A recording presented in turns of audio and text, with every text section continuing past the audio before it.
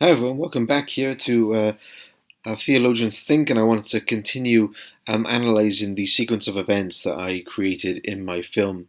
Sorry that it's been a while, but I'm back now, and the next topic that we're going to be looking at in a series of videos is the Antichrist, and I suppose you could call this the Antichrist Analysed or something cool like that.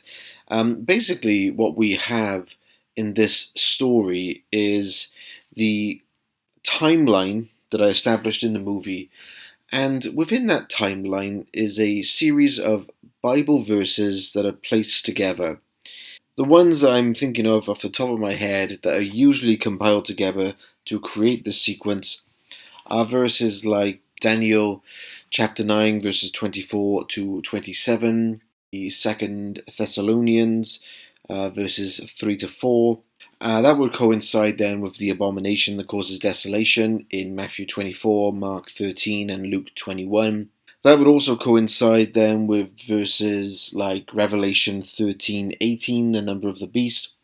That would also then coincide with the verses about the false prophet in Revelation 16:19, and 20. And in some of the background of that, we would get verses about the little horn in Daniel, which that is found in Daniel chapter 7, verse 8. A background text for us to be aware of would be in 1 John chapter 2, where John talks about the spirit of Antichrist.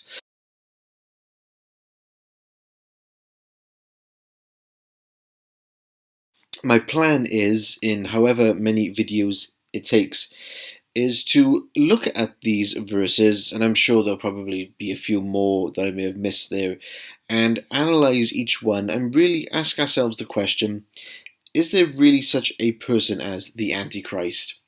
Will there be some sort of man, do we know it's a man or a woman? Everyone assumes it's going to be a man because of verses like the man of sin.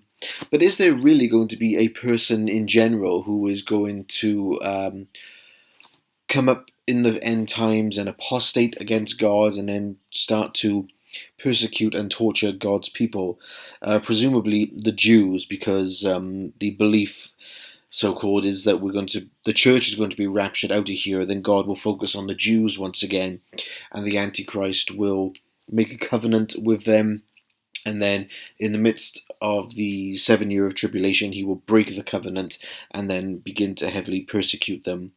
So let's look at, does the Bible really teach that?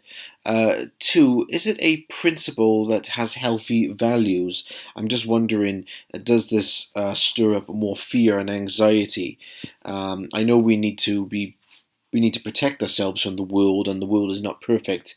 But would God intentionally plan this? That is another question to ask ourselves. So hang around, and we're going to break down the theories of the Antichrist.